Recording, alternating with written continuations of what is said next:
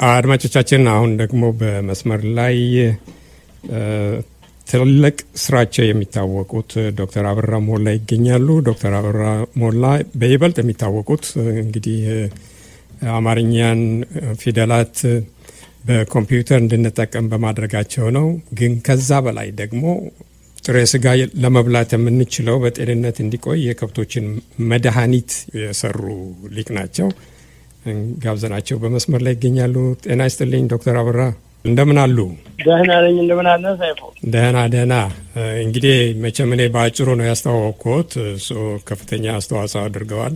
ስጋን በጤንነት እንድንመገበው ከማድረግ አልፎ ኮምፒውተር ከመስራትም የአክሱም መመለስም ብዙ ነገር አለው የሰው ታሪክ ቢዘረዘር።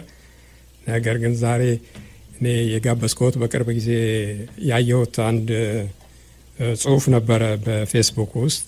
እዛ ውስጥ ከ500 ዓመት በፊት አማርኛ ለህትመት የበቃ ቋንቋ እንደሆነ የሚገልጽ ነው። ይሄንን እንደው መቆያ ላድርገውና በመነሻነት ነገር እንደው እርስዎ የሰሩት ስራ ያው የአሜሪካ መንግስት መዝግቦ ያስቀመጠው ነው። ያንን መዝግቦ አስቀምጠውም እንኳን ቢሆን የኔ ነው የሚባል ነገር አለና እንደው በዚህ መልክ ያለውን ሁኔታ እስቲ በዚህ እንጀምረው።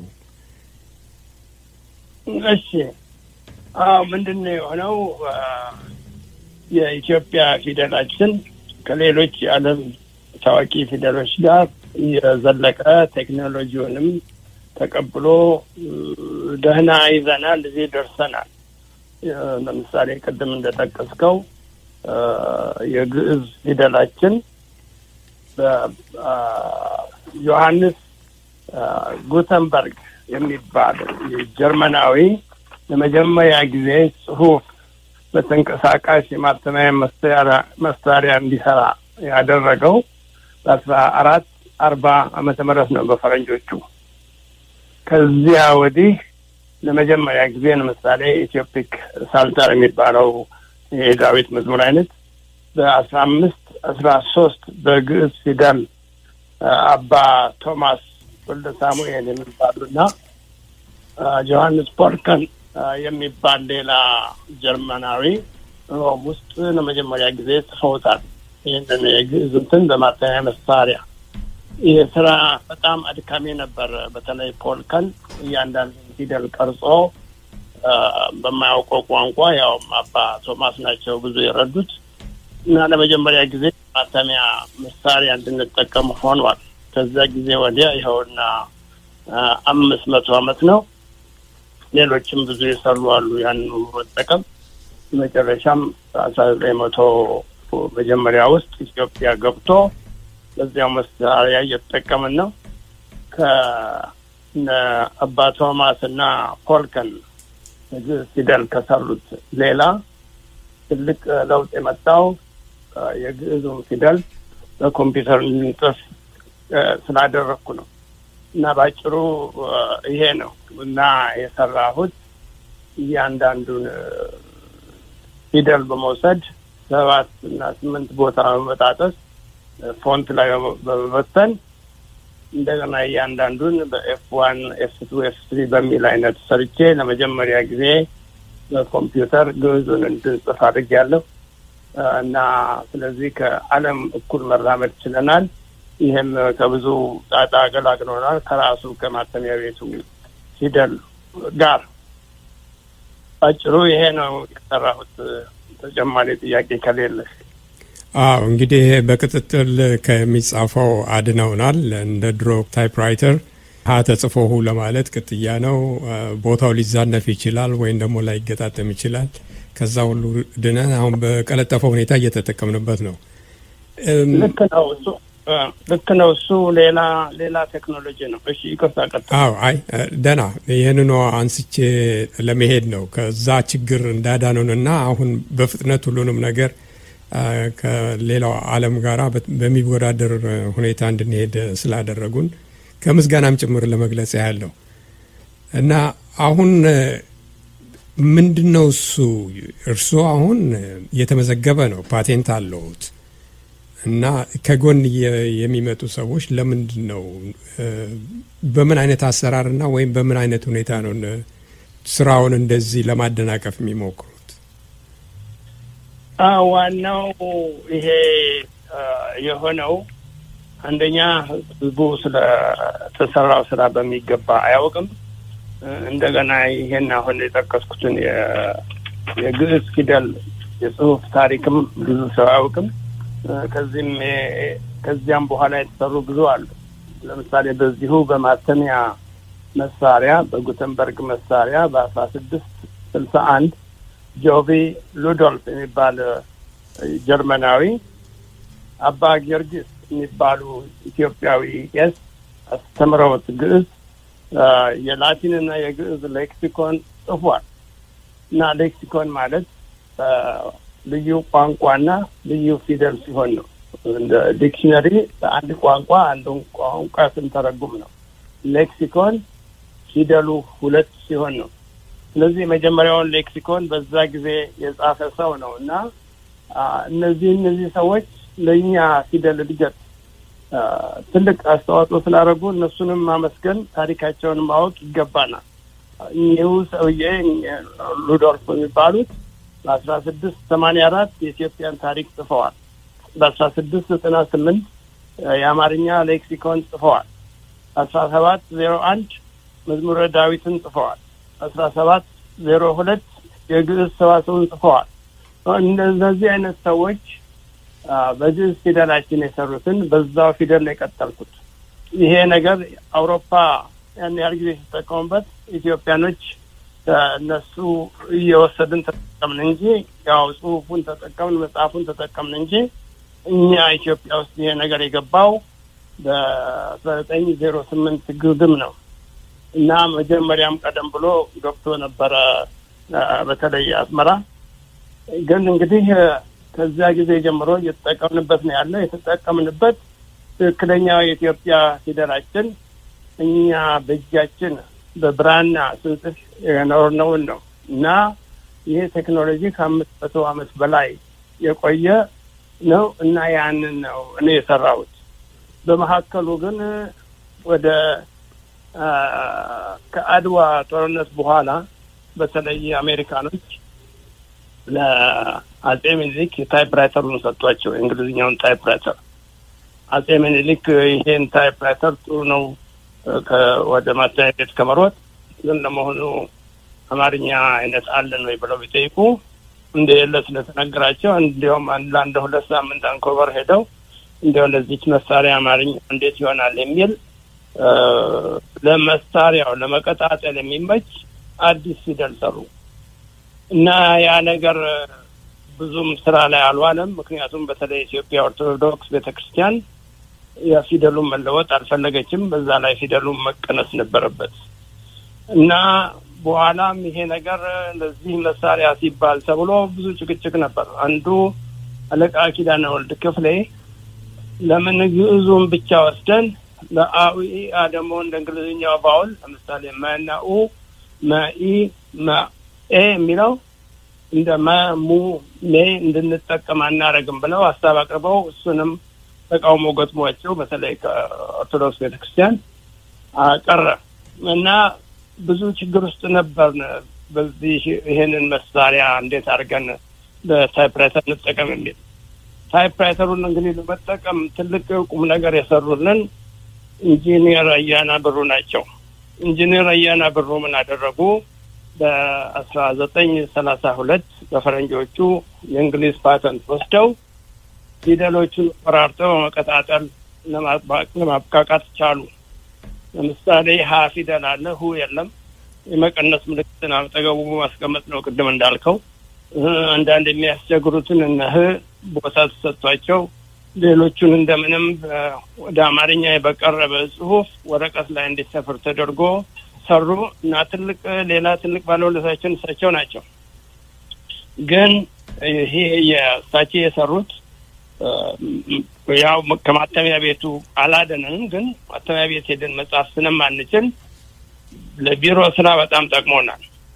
ግን ይህ ቴክኖሎጂ ኮምፒውተሩ ሲመጣ እኔ ግዕዙን ለመጀመሪያ ጊዜ ወደ ኮምፒውተር አዙሬው በ1983 መስራት ሲጀምር የታይፕራይተሩ አሰራር እየቀጠለ ወደ ኮምፒውተር ያስገቡ ሰዎች ነበሩ እና ይሄ ለኮምፒውተር አይሆንም ለጽሁፍ በቂ ነው ግን ራሱ የግዕዙን ፊደል ራሱ የኛን የጥንት 500 የደረሰውን 500 ፊደል የደረሰውን ኮምፒውተር ውስጥ መጨመር ስለጀመርኩ ይሄ አስፈላጊ አይደለም ብዬ ሁሉ ጽፌያለሁ ያንንም ብዙ ሰዎች ሞካክረው ነበር በተለይ የኔን መስራት የሰሙ ብዙዎች የመሰላቸው እኔ ግዕዙን ኮምፒውተር ውስጥ ጨመርኩ ስል ታይፕራይተሩን የጨመርኩ ነው የመሰላቸው ስለዚህ ብዙ አሉ ያኔ ሞካከሩ ግን ዞሮ የኢትዮጵያ በተስጠሱ ፊደል አናብሩ የሰሩት አይነት ለኮምፒውተሩ የሚሆን አይደለም ምክንያቱም ኮምፒውተሩ ሲገባ ያንዳንዱ ፊደል ነው ከፍ የሚለው እና ሁ ከፍ ሲል ይበጣጠሳል እንደገና አንድ ቦታ ቀርቶ መቀጠያው የሚቀጥለው መስመር ላይ ይሄዳል ፊደሉ አይገለባበጥም እና ብዙ ችግር ስላለው በዛ ላይ ፊክስድ እና ፕሮፖርሽናል የሚባሉ ሁለት አይነት አሉ እና ይሄም ፊክስዱን አይነት መስራት አይቻልም ይሄ የተወሰነ መጠን ያለው ማለት ነው በዛ የተነሳ ይቅርብ እየተናገረ ነበር ብዙዎቹ እርግፍ አድርገው የተውጣሉ አንዳንዶቹም ያንኑ የታይፕራይተር የሰሩትን ይሄ ኢትዮፒክ ነው ይሄ ግዕዝ ነው ይሄ አማርኛ ነው ብለው በዚያው ቀጥለውበታል ሰው ትንሽ ተወናብዶበታል ዋናው ችግር ይሄ ብቻ ነው እና ይሄው ነው አንዱ እንግዲህ ያለው ችግር ግን እንዳልኩት ትክክለኛውን ስራ ለኛ የሰሩ ሰዎች ማስተዋወቅ አለብን እንደገና እኛ ፊደል ጥንታዊ ፊደል ካለን ሰዎች አንዱ ስለሆነ ታሪካችንን ህዝቡ ማወቅ አለበት የኢትዮጵያ ጥንታዊ እና ምን ተቀመበት ያሁን ፊደል የሚበጣጠስ አይደለም ዋናው ያንን እነዛም አይበጣጠሱትን ሂሃ ያንዳንዱ ፊደል ነው የሰራሁት ያ ተሰርቷል በሌላ በኩል ይሄን የተከታተለውን ፊደል እየሰሩ በተለይ ኢትዮፒክ ነው ይሄንን ነገር ነው የሰራው ያሉ የሚያወናብዱ ስላጡ ይሄ ሰው የሚወናበድበት የሚታለልበት ጊዜ ስላልሆነ ይሄ መታወቅ አለበት ምክንያቱም ይሄ ነገር ሌላ ችግር እየፈጠረ ነው ይሄ ነው ኢትዮፒክ የተባለ የግዕዝ ፊደላችንን ኮድ እስከጀመርኩ በኋላ ያስጣሉና እንደገና መልሼ ታገኘ ነው ይሄ ፊደልን ኮድ ውስጥ የገባው ይሄ ባለውለታችን የነበረው ብርሃንና ሰላም ማተሚያ ቤት በብዙ ትግል በጉተንበርግ ቴክኖሎጂ ነበር የሚሰሩት ዛሬ ተገላገሉት እነሱ ሁሉ ናቸው ምክንያቱም እኔ በፈጠርኩት አሰራር ነው የሚጠቀሙት እኔ በፈጠርኩት ዘዴ ስለሚጠቀሙ ጉዳዩ በደንብ ታውቆ ሰው ራሱ የነን ቴክኖሎጂ እንዲያዳብር ያስፈልጋል እኔ ዋናው ነገሩን በፓተንት ተጠቅቁበትም በሕክምና ሙያዬ ስሰራ ያገኘኋቸው ፓተንቶች ነበሩ በ1985 እንደዚህ ግድም ስለዚህ ይሄንን ቴክኖሎጂ በፓተንት ካልጠበቅነው በአለም ደረጃ ማንም ይወስድብን ስለሚችል ያ እንዳይሆን ብዬ ነው ያንን በማድረግ እኔ ደስተኛ ነኝ በአሁኑ ጊዜ የአምስት የአሜሪካ የኢትዮጵያም 3 ፓተንቶች እንዲዋሉኝ እየቀጠለ ነው ስለዚህ ይሄ ነገር በአለም ደረጃ በዩኒኮድ ደረጃ ወጥቶ ያለ ነገር ስለሆነ እያንዳንዱ ኢትዮጵያዊ ስለዚህ ነገር አውቆ አስፈላጊ ሆነውን በፓተንት መጠበቅ ሌላ የሚሰራ ነገርም ካለ የግዴታ ፓተንት መጠበቅ ያስፈልጋል ምክንያቱም ፓተንት ምንድነው እንደ ምች መድኃኒት አንድ ሰው ዝም ብሎ መድኃኒት ነገሩን ደብቆ እንዳይቀመጥ ያገኘውን ነገር ነግሮ ለመንግስት ነግሮ መንግስት ያን አጣርቶ ቁጥርና በስሙ ፓተንት ይሰጣል ያ የተወሰነ ጊዜ ሌላ ሰው እንዳይወስድበት እሱ ብቻ እንዲሰጥ እና ሌሎችም እዛ ላይ ጨምረው እንዲያሻሽሉት ነው በዚህ አይነት አንዱ የጎዳን እኛ ወደ ኋላ ቀርተን ነበር እና እኔ ይሄንን ኢትዮጵያ ማመለከትበት ጊዜ ፓተንት ስራ ስላልነበራት አሜሪካኖች ከኢትዮጵያ ጀመሩ ይሄ የኢትዮጵያ ቴክኖሎጂ ነው ብለውኝ ብዙ ችግር ተፈጥሮብኛል እና አሜሪካ በአሁኑ ጊዜ 12 ሚሊዮን ፓተንት ሰጥተዋል። እኛ ገና ነን፣ አንድ ሺህ እንኳን አልሞላንም። እና ይሄ ስላለ ኢትዮጵያኖች ይሄን እንዲያውቁ ፈልጋለሁ። ሌላ ተጨማሪ ጥያቄ ካለ ለምሳሌ እኔ አንዱ ይሄን ነገር ኢትዮጵያን ስጠይቅ የኢትዮጵያ ሳይንስና ቴክኖሎጂ ፓተንት የለንም ብሎ ይሄን ነገር ወደ ኋላ እንዳንቀር ልቀቅልን ብሎ ሲነግሩኝ አቶ አበበ ሙሉነህ የሚባሉ ናቸው ያናገርኳቸው። ደብዳቤ ጻፍኩላቸው። እንዳጋጣሚ ሆኖ በዚያ ጊዜ አሁን የኢትዮጵያ ሳይንስና እንትን የነበረ ጊዜ እዛ ይሰሩ የነበሩ የአሁኑ ጠቅላይ ሚኒስትራችን ታዬ አጽቀሥላሴ እዛ ይሰሩ ነበር። አንድ ስብሰባ ውስጥ እንደዚህ ጉዳይ አውቀዋለሁ አበራ ትልቅ ቁም ነገር ነው የሰራንን ብለው ሲያወሩ ራሴ አስደነገጡኝ። ማወቁንም አላውቅም ነበር ማወቃቸው። ስለዚህ እንዲህ አይነት ታሪክ ስላለ ትክክለኛውን ታሪካችንን አውቀን ወደፊት እንሂድ። ዶክተር አበራ ከገለጻዎት ስረዳ በጣም ለመረዳት በጣም አስቸጋሪ ነገር እየገጠመሽ ነው። ምክንያቱም የዛሬ 500 ዓመት እና 600 ዓመት የአማርኛ የግዕዝ ፊደላችንን በተለይ የውጭ ሀገር ዜጎች ጀርመኖች እንዲያደርጉ ብለው ሲሉ እንዴት ሊሆን ይችላል? የዛሬ 500 600 ዓመት ኢትዮጵያ አይደለም አውሮፓ ያለችበት ሁኔታ እናውቃለን ወይም ገምታለንና እነሱ የኛን ቋንቋ ግዕዝ አውቀው ነው ወይስ የኛ ሰዎች እና አለቃ ኪዳነ ወልድ እና ሌሎችም የአውሮፓን ቋንቋ አውቀው ነው ተግባብተው ነው ይሄን ነገር በስራ ላይ ለመዋል የቻሉት? ይሄ መጀመሪያ ጥያቄ ነው። ሁለተኛ ጥያቄ ኢንጂነር አያና ብሩን ሲጠቅሱት እዛ ነኝ። I think ኢንጂነር አያና መሬት ይቅለለውና የኮሎኔል አበራ አያና አባት ይመስሉኛል። እና በአንድ ወቅት የአማርኛን ታይፕራይተር የአማርኛን ፊደል በታይፕራይተር የሰራሁት የኔ አባት ነው ብሎ ኮሎኔል አበራ ይሟገት ነበር። I think እስከ ፍርድ ቤት ድረስ ሌላ የለም የኔ አባት ነው ብለው ስሙን ዘነጋሁት። ክርክር ነበረ ኢትዮጵያ ውስጥ በወቅቱ ነዛ ነበርኩኝና ስለዚህ የሆነ ነገር ያቃሉ በየገምታለሁ። በተረፈ የእርሱ የሰሩት እንትን ብርሃንና ሰላም እንዳሉት በ1960 እና 65 ዓመተ ምህረት እኔ ኢትዮጵያን ሄራልድ እና አዲስ ዘመን ጋዜጣ ውስጥ ሰራ ነበር ዋና አዘጋጅ ሆኜ እና ያንዳንዷን ችግር አቃታለሁ። በተለይ አማርኛው እንግሊዘኛው ይናክል ነበር። በተለይ አማርኛው እያንዳንዷ ፊደል በምንድነው ሊድ ቀልጦ በሱ ተቀርጾ እሱ ውስጥ ገብቶ ቀዝቅዞ እየተለቀመና በሲባጎ እየታሰረ ያ በሲባጎ እየታሰረው በፊልም በታለ እዛ ሄዶ ፎቶግራፍ ተነስቶ እሱ ነው ጋዜጣ ሆኖ የሚታተመው እና ያለው መከራ አሁን ነው የሚታየው። የዛን ጊዜ ኖርማል አድርገው ነበር የሚወስዱ ሰራተኞች። አራተኛ ፎቅ ዶክተር አበራ ምን ያህል ችግር እንደፈቱ እየመሰከረህ ነው ማለት ነው። ምንም ጥያቄና መልስ የለም። አራተኛ ፎቅ ነው ለቀማ ክፍል ነው የሚባለው እና ጋዜጦች ምናምኖች በሙሉ የሚሰሩት እዛ ነው። እንግሊዘኛውም አማርኛውም የዛሬ ሁሉም እኔም ልጆኛ አስታውሳለሁኝ ይሄ ወረቀት ፈተና ሲኖር ልንፈተን የሚደረገውን ነገር በብረት የተሰሩ ናቸው። ይገጣጠሙና ሲያበቁ ቀለም ተቀብተው እንዲህ በማዳወር ወረቀቱ እየሄደ ፈተናው ወረቀት ይቀርብልን ነበር። ከዛ ትንሽ ተሻሽሏል ይሄኛው እኔ ማወራና የአራተኛ ፎቅ የነበረው በነገራችን ሰባተኛ ፎቅ ሚስጥር ህትመት ይባል ነበር። ሚስጥር ሰባተኛ ፎቅ ላይ ያለው ሄራልድ ኢትዮጵያን ሄራልድ እዛ ነበር። አዲስ ዘመንም እዛ ነበር።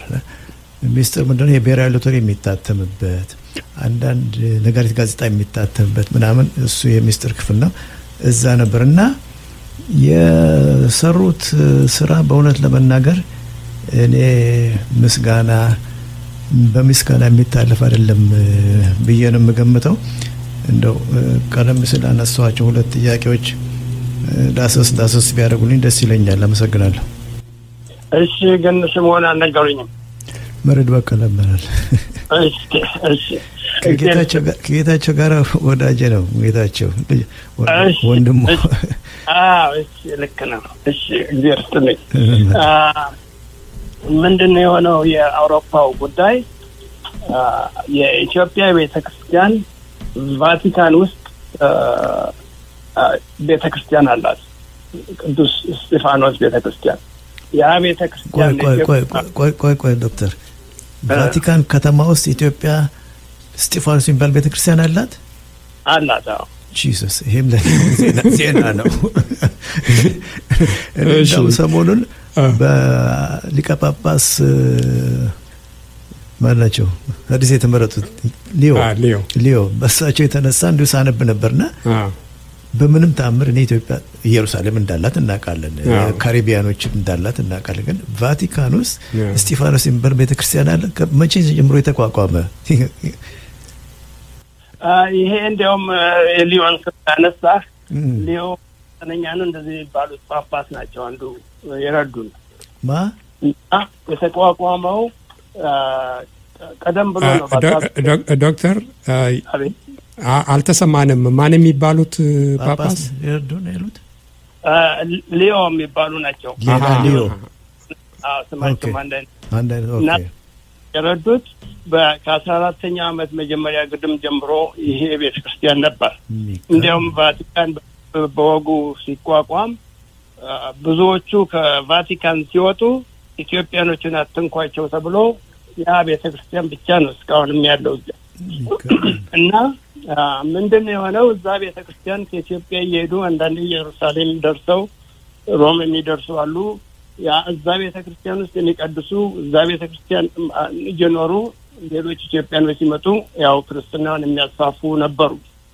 እና ከነዚህ መካከል ነው እኛ ቅድም ያልኳችሁ የአባ ቶማስ ወልደ ሳሙኤል የሚባሉት ሰው ናቸው ቄስ።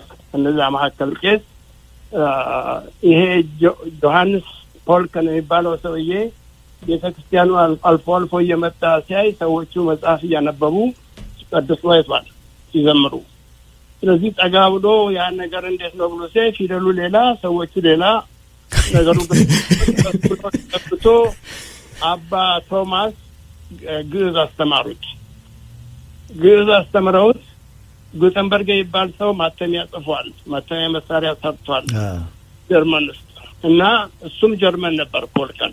ኦኬ ለምን ይሄን ኢትዮጵያ ፊደል አንሰራም ብሎ የኛን ግዕዝ ፊደል ሀሁ ሂሃውን እስከነ አሃዙ እስከነ ምልክቶቹ በ15 13 ሰርተው የጉተንበርግን ማተሚያ ተጠቅመው የኢትዮፒክ ፕላስተር የሚባል የኛን የግዕዙን የመዝሙሩን አይነት መጽሐፍ ለመጀመሪያ ጊዜ ተጽፏል። ያ መጽሐፍ አሁንም አለ ቫቲካን ውስጥ፣ ኢትዮጵያም አለ እዚሁ የኢትዮጵያ እንትን ማነሱ መዘክራቸዋለሁ ራሴ። እና ይሄ ነው የጀመረው። ከዚያ በኋላ ነው እንደነ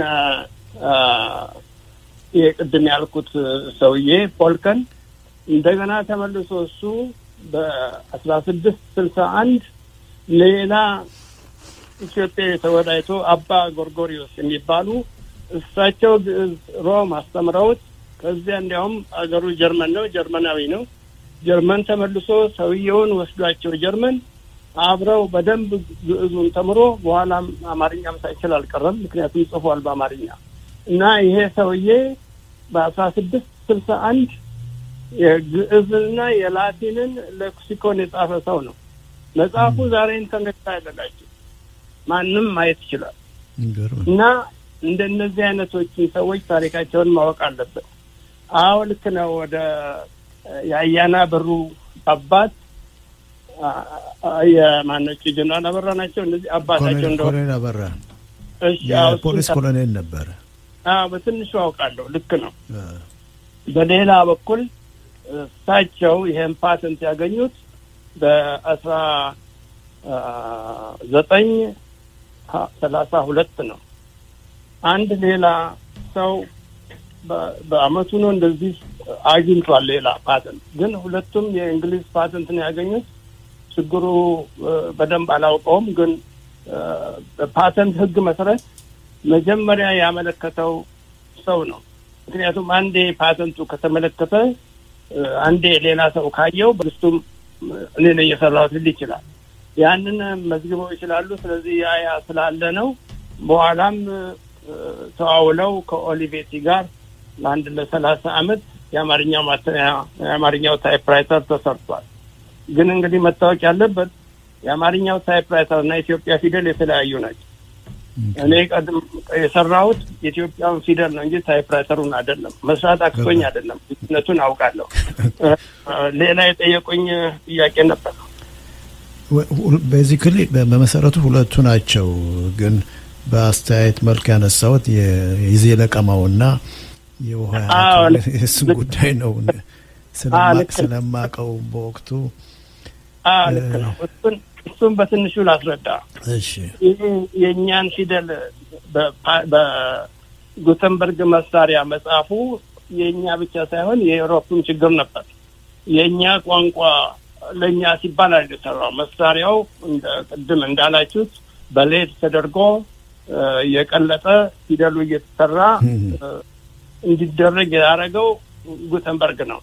ያን ያደረገው ለእንግሊዝኛ ነው እና ያንኑ የእንግሊዝኛ ወስደው ወደኛ ወደ 300 400 ፊደል ናቸው የተሰራው ሮም ውስጥ። እና ያ ሲደረግ ፊደሎቹ ተገልብጠው እያንዳንዱ ፊደል ተሰልፎ ታስሮ ቀለም ተቀብቶ በጣም ብዙ ችግር ነው ያለው። እና ጉተንበርግ ያንን ሰራ ብዙ ችግር ደርሶበት ነበር። ተከሶ ሁሉ እንትኑን ሁሉ አጥቶ ንብረቱን ሁሉ አጥቶ ብዙ ችግር ደርሶበት ነው። ለመጀመሪያ ጊዜ የጻፈው መጽሐፍ ቅዱስ ነው። የሱ መጽሐፍ ቅዱስ መታተም የሱ ጽሑፍን በዚህ አይነት በቀላል መጽሐፍ ነው የአውሮፓን ሬኔሳንስ የፈጠረው። የአውሮፓ ትልቅ የስልጣኔ ምንጭ የሆነው ጽሑፍን በእጅ ከመጽሐፍ ልክ እኛ ስናደርገው እንደነበረው በእጅ ነበር እነሱ የሚጽፉት። ያ ነው ብዙ ለውጥ ያመጣው። ለዓለም ስልጣኔ አንድ ትልቅ አስተዋጽኦ ያደረገ ሰው ነው። ከራሱ ተርፎ ለእኛም ተረፈን እና እንደነዚህ አይነቶችን ሰዎች ታሪክ ማወቅ አለብን። የኢትዮጵያ ማተሚያ ቤት በአፄ ምኒልክ ጊዜ ነው የገባው። እዛም ከገባም በኋላ የኢትዮጵያ ማተሚያ ቤት ስንት አይነት ችግር አይቶ ፊደሉ እየተለቀመ ስንት ነገር እንደተደረገ ልክ ቀደም እንደገለጹት አውቃለሁ። ስለዚህ ይሄንን አንዱ የታገልኩት አውሮፓ ውስጥ እነሱ ታይፕራይተር አልፈው በእንትንም እየሰሩ በማተሚያ ቤትም እየሰሩ እንደኛው ታይፕራይተሩ ተፈጥሮ የዛሬ 200 አመት ያ እንደገና እኛ ደግሞ ታይፕራይተሩን መጠቀም ስላልቻልን ምክንያቱም ፊደላችን ብዛቱ ስላስቸገረ ብዙ ጣጣ ውስጥ ገባን። በመጨረሻው ያው አያና ብሩ የሰሩት ለቢሮ ስራ ጠቅሞናል። አሁን ያ ከሆነ በኋላ ከ400 ምናምን አመት በኋላ ነው የኔው ስራ ሁለተኛ ሆኖ ነገር ያቀለለ። ስለዚህ ብርሃንና ሰላም የሆነ ትንሳኤ ዘጉባኤ ሌሎችም በዚህ ቴክኖሎጂ እንደሚጠቀሙ አውቃለሁ። እንዲያውም ታናሽ ወንድሜ ኢትዮጵያ ያለ የኩራዝ ማተሚያ ቤት ኃላፊ ነበር። ማይበላል ነግረኝ አንድ ገጽ ለመስራት ወደ 8 ሰዓት የፈጀውን በአንተ ቴክኖሎጂ የተነሳ ወደ 1 ሰዓት አወረድን አለኝ። ስለዚህ አሁን ደግሞ በጣም እየቀለለ ነው። ለምሳሌ አሜሪካ ውስጥ ኮርክ ኤክስፕሬስ ይባላል እዚህ ኮሎራዶ ያለ ካምፓኒ እና ያ ካምፓኒ ጋዜጣ ምናምን የሚያትመው እሱ ነው። አሁን ምንም ያህል ችግር የለውም። ራሱ ኮምፒውተሩ ፊደሉ ገጹ ምኑ ስዕሉ በደንብ ተቀራብሮ የሚጻፍበት ነው። በጣም ነገር ቀሏል። ይኸው ከዛም አልፎ ዛሬ ያንዳንዱ ሰው እንኳን በእንግሊዝኛ በአማርኛ የራሱ ደራሲ እንዲሆን ሆኗል። ስለዚህ እንዲሁ ይሄ ትክክለኛው ነገር እንዲታወቅና ማክበር የሚገባንን ሰዎች እንድናስታውስ ነው። የሚገርም ነው። በጣም በእውነት ነው ቴክኖሎጂ እድገት ጥበብ ማለት ይሄው ነው። በተለይ ሀገራችን ሰው እንዲህ አይነት ሁኔታ ሲገኝ እንዲህ አይነት መስክ ተሰማርቶ ለሀገር ጠቃሚ የሆነ ነገር በጣም ደስ ይላል። በእውነት ለመናገር ግን በጣም ያስገረም ፋሲኔት ያደረገኝ የስጢፋኖስ ቤተክርስቲያን በቫቲካን ያነሱት ነው። ቫቲካን ጣሊያን ነገር 2 ወይ 3 ሄጃለሁ በስራ ጉዳይ በ67 እና በ60 ዓመተ ምህረት ውስጥ ሄጃለሁና አምባሳደር ረሳው በዛን ጊዜ የነበረው ጣሊያን ሮም ውስጥ እና ቫቲካን ሄደናል። ቫቲካን ጎብኝቻለሁ። ግን ይሄ ቤተክርስቲያን እኔ እርግጠኛ ነኝ ባያቁ ነው ብዬ አምባሳደር ባያቁ ነው ብዬ የሚገርመው ነገር ከአድማጭ አሁን አንድ ቴክስት ደርሶ ነበርና እስከነ ፎቶግራፉ የወጣ ነው እና ሴንት ስቴፋን ኦፍ ዘ አቢሲኒያንስ ኢታሊያን ሳንቶ ስቴፋኖ ዴሊ አቢሲኒ is an Ethiopian Catholic church located in the Vatican City ይላል። ልክ ነው። እንዲያውም ኃይለ ሥላሴም 2 ጊዜ ሄደው ጎብኝተውታል። እንዲያውም የአሁኑ ጠቅላይ ሚኒስትራችንም ሄደው አይተውታል። ማን ነው? አቶ አስቀ ሥላሴ ነው ወይስ አብይ? ዶክተር አብይ ኦኬ። የሚገርም ነውና እንዳልኩት እኛ የሮማ አምባሳደር ኢጣሊያ አምባሳደር የነበሩት ባውቁት ነው እንጂ አሁን በየትኩባቸው ሀገሮች ሁሉ አምባሳደሮቻችን በዛ ሀገር ውስጥ ያለው ሁኔታ የሚያሳዩ ሴኔጋል አረሳውም። ሴኔጋል አሁን ስማቸው እንግዲህ ብዙ ጊዜ ሄደ 30 ምናምን አመት ታሪክ ነው የምናወራው። አምባሳደር በጣም ጎበዝ አምባሳደር ነበረ። የአደሬ ሰው ነው። እዚህ ሀገር ውስጥ ያለውን ተራራ ላሳይ ትልቁ ግዙፉ ተራራ ላሳያለኝና ይዞኝ ሄደስ እና እንዴት ልበልህ እኛ ሀገር ትንሽ ጉብታ ብቻ ኮረብታ እሷን በቃ እና እኔ የሚቀድም መስለኛል። ለካ በኋላ ሴኔጋል ሲልባይ በባህር ወለል ደረጃ ነው ያለችውና እስከዛ ድረስ እንጎበኛለን ነው ያስጎበኛል። እርግጠኛ ነኝ ሮም የነበረ አምባሳደራችን አያውቀውም ብዬ ነው የምገምተው እንጂ በእውነቱ እና አሁን ጥሩ መለሱልኝ። ማን ነው ኢንጂነር አበራ የኮሎኔል አበራ ያን አባት ናቸው ማለት ነው። ቤተመጃኖይ ድረስ ሄዳለሁ ሲል ነበር ኮሎኔል አበራ አባቴ ነው ይሄንን የሰራው እያለና እኔ እንዴት እንደተቋጨ ትዝም አይለኝ ነበር። በጣም ነው የማመሰግነው እርሶ ስላብራሩልኝ። ይሄ ነገር ልክ ነው። ትንሽ ችግር ያለው ነገር ነው። ሁለቱም የእንግሊዝ ፓተንት አላቸው። ሌላም ሰው አሉ በዚህ አይነት ታይፕራይተሩ አይነት የቴሌ ኮሙኒኬሽን የሰሩልን ራስ ተፈራ ወርቅ ይባላሉ።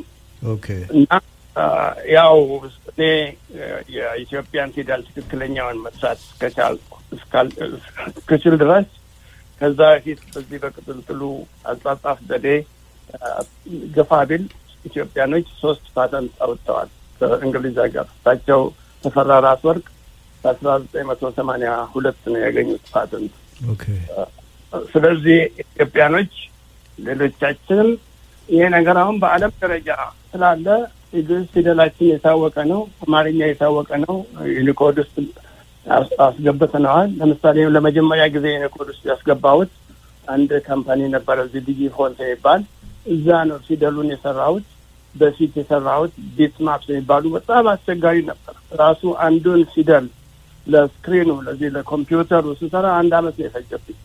እንደገና ለማተሚያዎቹ ልዩ ማተሚያዎች ለየራሳቸው ካልሆነ አይሆንም እና ዴስክ ጄቱ አይሰራም ለሌዘር ጄቱ የሰራው እና በጣም ብዙ ችግር ነው ያሳለፍኩት። ግን እግዚአብሔርም ረድቶኝ ነገር ሁሉ ተሳክቶልኛል እና በኋላም ለዩኒኮድ የሰጠሁት ትሩ ታይፕ የተባለውን ቴክኖሎጂ ልክ ሲጀምር እዚሁ የግዕዙን መጀመሪያውን ትሩ ታይፕ ሰርቼ ለዩኒኮድ ሰጠው። መጨረሻው እንዲያውም እነሱም ተማተውባቸው የኔን አስጥለው የኔ ታይፕራይተሩን አስገብተው በኋላ ሌሎች ኢትዮጵያኖች የለም የሱ ነው ትክክሉ ተብሎ ነው የገባው እንጂ አሁን ያ ባይሳካ ሊኖረው ታይፕራይተሩን ወስደን የዓለም መሳቂያ እንሆን ነበር። ምክንያቱም ታይፕራይተሩ ለጊዜው ለቢሮ ስራ ጠቀመን እንጂ የግዕዝ ፊደላችን አይደለም። እኛ ለስንት ዘመን የተጠቀምንበትን ፊደል ነው ኮምፒውተር ውስጥ የጨመርኩት እና ያ ነው ዩኒኮድ ውስጥ የገባው። ግን እንዲሁ ባለመግባባት እንዲሁ አንዳንዶቹ ለዝና ያሉ የሚያወሩት ትልቅ ጣጣ ውስጥ እየጨመረን ስለሆነ ይሄ የኛ ኃላፊነት ነው። ሌሎችም የሚያውቁትን አለማወቅ አያስጠቅመንም። ስለዚህ ይሄን እንኳን ብዙ ጊዜ ማንሳት አልፈልግም። እኔ ስለሰራሁት እንጂ ሌሎች ስለሰሩት ብዙም መናገር አልፈልግም። ግን የሌሎቹ ስራ የሰራሁትን እያበላሸብኝ አሁን ትንሽ እያናደደኝ ነው እና ይቅርታ ይደረግልኝ። የረዱኝ ስንት ነገር ያደረጉልኝ ብዙ ሰዎች አሉ እና ይሄንን መናገር የለብኝም። ለምትቀየሙኝም ሰዎች ካላችሁ ይቅርታ አድርጉልኝ። ግድ የለም እኛ እንደሰማነው እኛ ጋር ይቀራል። ግን በዚህ አስቡ። ግን ዶክተር አበራ የአማርኛ ቋንቋ አሁን በአውሮፓ ደረጃ ምን ላይ ነው ያለው? ይሄን ያነሳሁት አሁን ከብዙ ትግል በኋላ በአፍሪካ አንድነት ህብረት ውስጥ ከመስሪያ ቋንቋዎች ተብሎ የዛሬ 2-3 ዓመት አማርኛ ቋንቋ ተመዝግቧል። ቤዚክሊ የአፍሪካ ህብረት መስሪያ ቋንቋዎች ፈረንሳይኛ፣ አረብኛ፣ እንግሊዝኛ እነኚህ ናቸው እና አማርኛ እንዲካተት ተብሏል። ስዋሂሊም የተጀመረ ይመስለኛል እና ከዚህ አኳያ የተባበሩት መንግስታትም ያወጣው መግለጫም አለ የአማርኛ ቋንቋን በሚመለከትና እርሱ ያውቃሉ ብዬ ስለገመትኩ ነው። ምን ደረጃ ላይ ነው አሁን ያ በአማርኛ በኩል የሚካሄደው? ጥናቶች እየተካሄዱ እንደሆነ አውቃለሁ። ማን ነው እሱ የሃይማኖት መጽሐፍቶችን ባይብሎችን የመሳሰሉት ነገሮችና ምን ላይ ነው አሁን ያለው? አሁን ያለው እድገት ጥሩ ነው። በተለይ ኢትዮጵያውያን ተጠቀሙን ጀርመኖች ናቸው። ይሄ ሁሉ ሲሆን ጋር ያሉ የቆዩ ጀርመኖች ናቸው። ጀርመኖች ለምሳሌ በግዕዝ ፊደል ፒኤችዲ ዲግሪ ይሰጣሉ እና አሜሪካ ያን ያህልም አይደለም። ብዙ ጊዜ አሜሪካኖች እኛን ኢትዮጵያኖች በጥቁሮቹ መልክ ወስደው በጥቁሮቹ አይነት ወደ ጭቆና እንጂ ትንሽ ለማዳበር ወደ ኋላ የቀሩ ናቸው። ያም ሆነ ቴክኖሎጂ አሁን አስተካክሎናል። አማርኛውን ለምሳሌ ታላቅ ወንድሜ ነፍሱን ይማረውና ቅድም ሲያወሩ እንደዚህ ለኢትዮጵያኖች እንዲጠቀሙበት አማርኛ ይፈቀድ ተብሎ አማርኛው ዛሬ የዋሽንግተን ዲሲ ቋንቋዎቹ አንዱ ነው እና የአማርኛ ፊደላችን ደህና አድጎ በዓለም ደረጃ ብዙ ስራ እየሰራንበት ነው። ብዙ የሚሰራ ስራ አለ እና ግን አንዱ ነገር እያበላሸን ያለነው እኛው ኢትዮጵያኖች ነን። የአማርኛ ፊደልና ቋንቋ አስፈላጊውን ክብር አልሰጠንም። ባለን በአሁኑ በጎሳ ጦርነት አማርኛውን እያዳከም ነው። አማርኛ በታሪክ አጋጣሚ ያገናኘን ያቀራረበን ቋንቋ ነው። ስለዚህ ራሳችን ብዙ ነገር ማድረግ አለብን። የአፍሪካ ህብረት አዲስ አበባ ተቋቁሞ ቻርተሩ በአማርኛ ተጽፎ ቀርቦ ነበር። እንዴት ኢትዮጵያ ውስጥ በእንግሊዝኛ በምናምን የተጻፈ ቻርተር እናጠብቃለን እናከብራለን ብለው ማነው ይፍሩ በአማርኛ ጽፎ አቅርበውት ነበር እና አሁን ያ አልሆነም። ባለፈው ጊዜ ቀርቦ ነበር። ስለዚህ አማርኛ ለአፍሪካ አንድነት ለአፍሪካ ህብረት ቋንቋ ቢሆን አይከፋም። ያም ሆነ ጊዜ ይፈጃል እንጂ ይሆናል። ያን ያህልም አማርኛ አቀራረብን እንጂ ጠላታችን መሆን የለበትም። ስለዚህ እኛው ራሳችን ብናስብበት ጥሩ ነው። ፊደል እንቀንስ፣ ፊደል እንቁረጥ እያሉ እያዋረድ ነው ያለነው አንዱኛ ስለሆን ሊታሰብበት። ትክክል። በጣም ያሳዝናል። እንዳሉት ዓለም የተቀበለውን ከኢትዮጵያ ከአፍሪካ ብቸኛ ቋንቋ የራሱ የጽህፈት ፊደላት ያለው ቋንቋ እየተባለ የሚነገርለትን ለዘመናት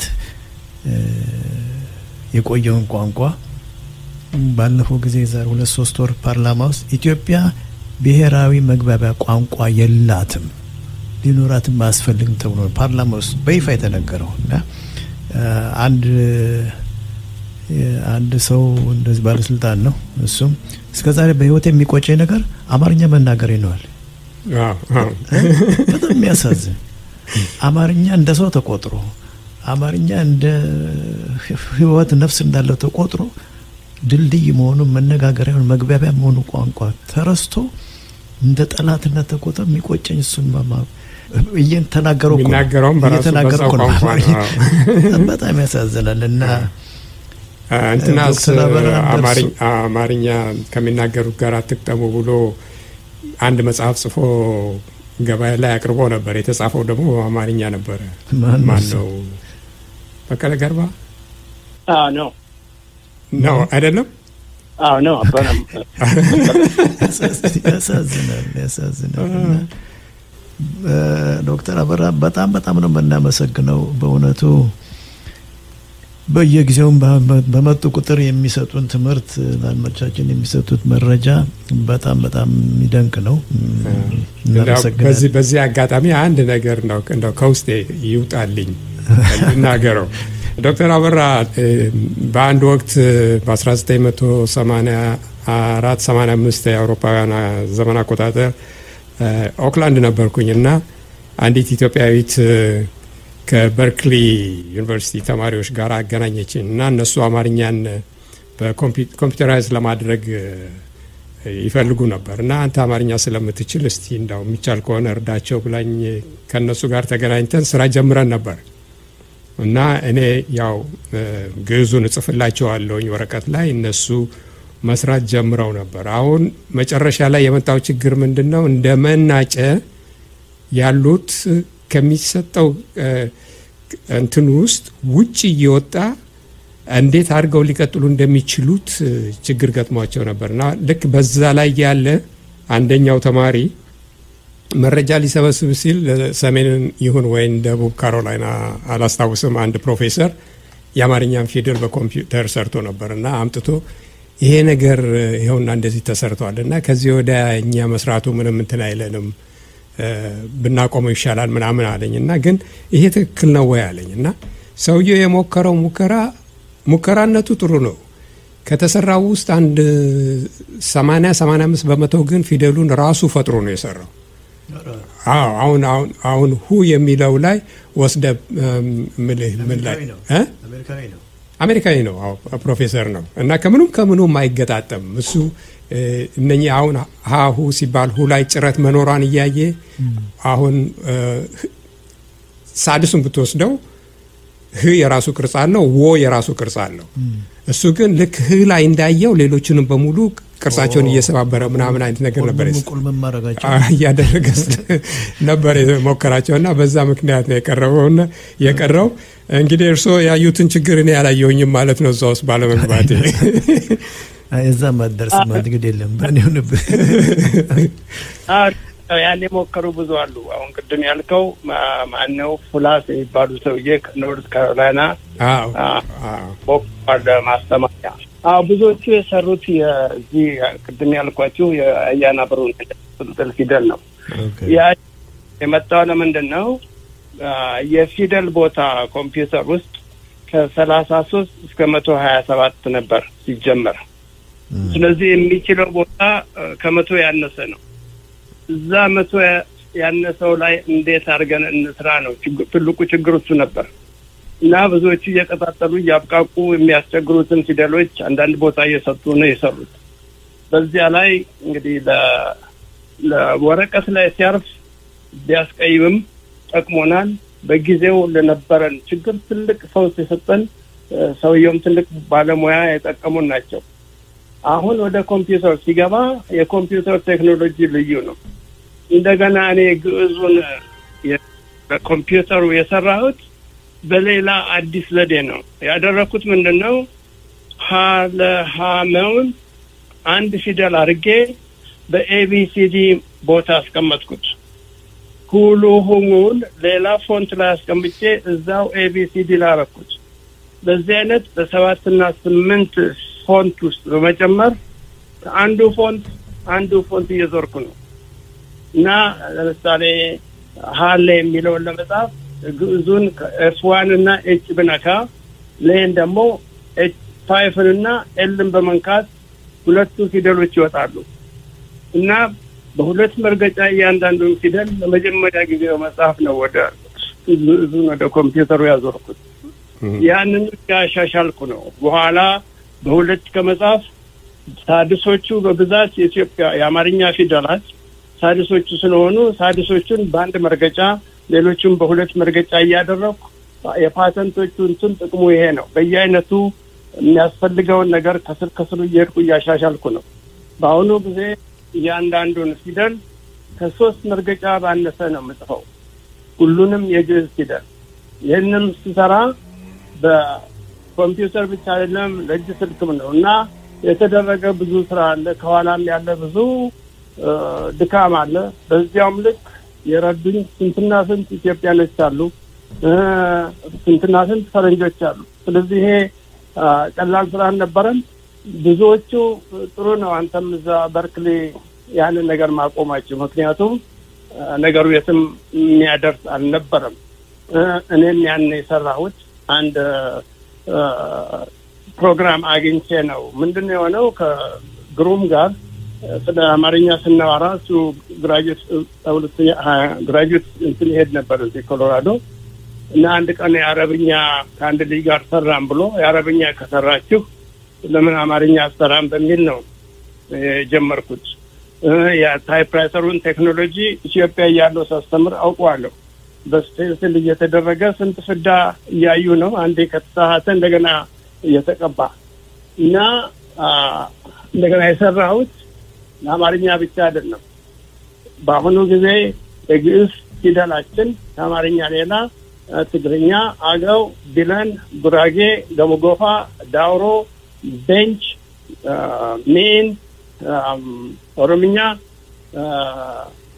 ወደ 13 ናቸው። ካራክተር ሴት ይባላሉ እና ከ500 በላይ ናቸው። እያንዳንዱ ዩኒኮርስ ገብተዋል እና ያን ሁሉ ነው እየሰራን ያለ ነው። ስለዚህ በዚያኛው ብንቀጥል ኖሮ ይህን ሁሉ ቀጥለን አንችልም። ትርፉ ንዋርዝነን ተው ነበር እንጂ በዛ አይነት አያስኬድም። ግን መታገሌና ሌሎቻችሁ ስለረዳችኝ መቼም እኔ በጣም ደስ ብሎኛል። እሺ እንግዲህ አሁን ለመዝጊያ ላይ ላድርገው። አንድ ጥሙር ደርሶኝ ነበር ከወይዘሮ ቤተልሔም ፍሌሚንግስ I'm listening to the interview with Dr. Abarra. He is correct. We as Ethiopians need to give our language value. If you don't, no one will. Please thank Dr. Abarra for all his work. ይላል። ይኸው ምስጋናውን እንደተጻፈው ላቅርበው ብዬ ነው። ጥሩ አድርገህ። እሺ እንግዲህ ሰላም ይሁኑልን። እናመሰግናለን በአድማጮቻችን። እሺ እግዚአብሔር ይስጥልኝ። ሁለታችንም አመሰግናለሁ። በጣም እግዚአብሔር ይስጥልን ዶክተር። አሜን።